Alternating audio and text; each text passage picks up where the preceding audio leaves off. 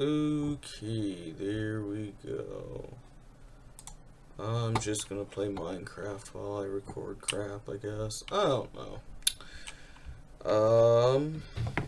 There we go. So, I don't want to do that.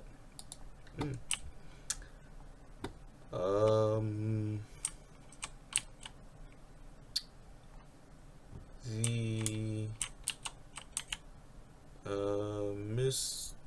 misdiagnoses that I talked about earlier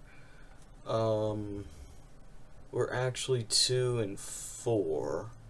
PCOS was technically the second misdiagnosis, and the congenital adrenal hyperplasia was the 4th, I believe. But the first one was actually has a weird backstory to it.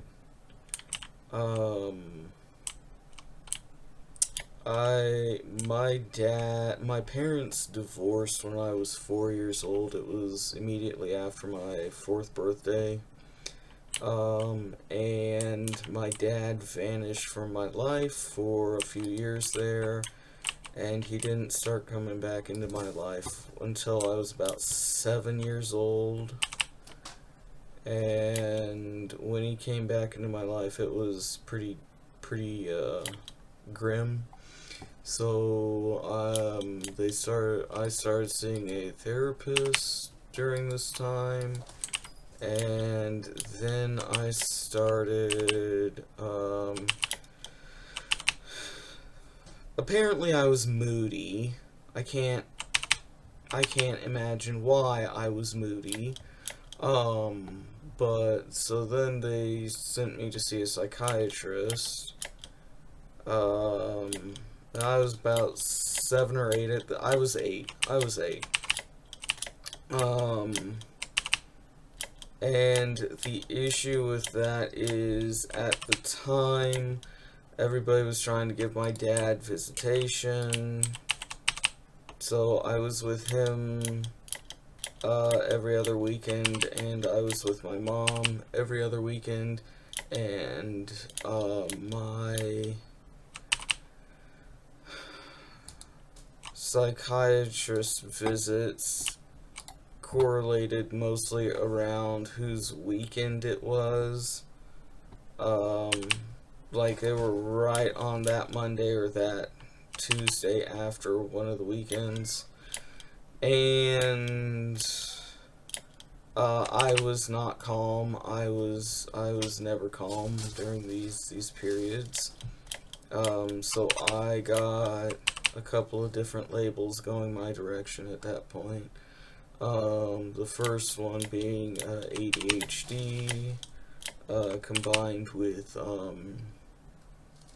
schizoaffective disorder, which nobody really could argue the bipolar nature of that, because I would come home so wired and agitated from either one of my parents, and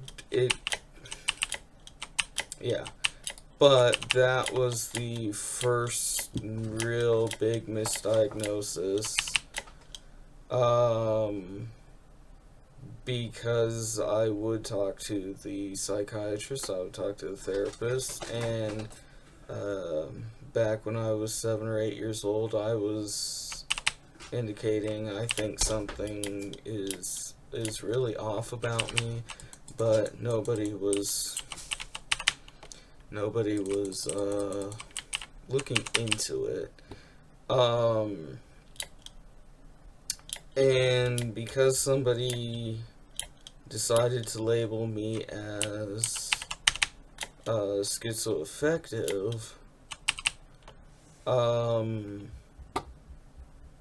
nobody really wants to pay any attention to you if you have a label like that, even if it's horrifically incorrect.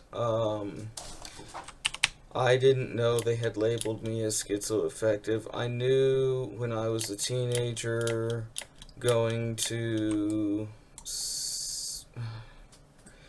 That leads into the third misdiagnosis, which was piggybacked off of the schizo. They just piggybacked off of that one, off of the schizoaffective misdiagnosis. The doctors then decided, well, since this person clearly already we've decided that this person is schizoaffective, we're also going to go ahead and label them as transgender, even though 25 years ago, or 20 years ago, it really wasn't popular that you were transgender. They just were like, this fits our scope of things, so here we go. This is a diagnosis that works. And around the time that I was labeled transgender, I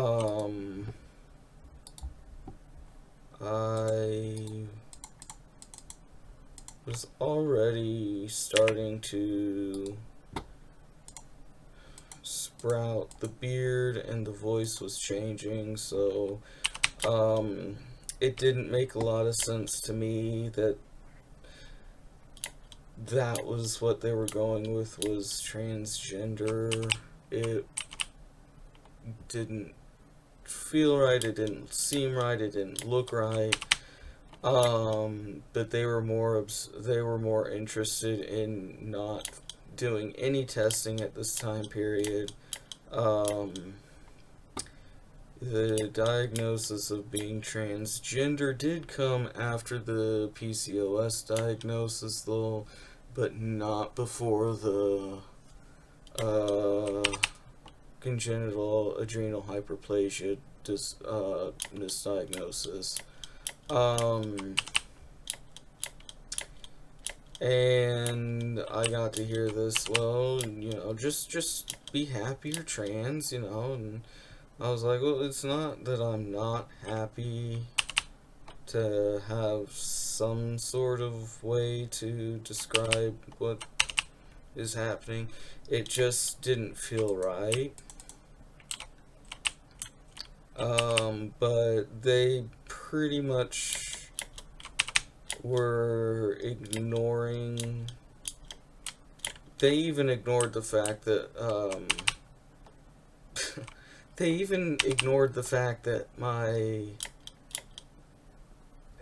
dad was a horrible human being to my mom and I, and just disregarded it and wanted to put it under these titles of various mental illnesses, which again I didn't feel comfortable with, but once you have those labels, nobody really takes you seriously for anything in the medical field. And that's what happened to me, is they just didn't want to take me seriously at this point. So that was misdiagnoses. That's misdiagnosis part 2. So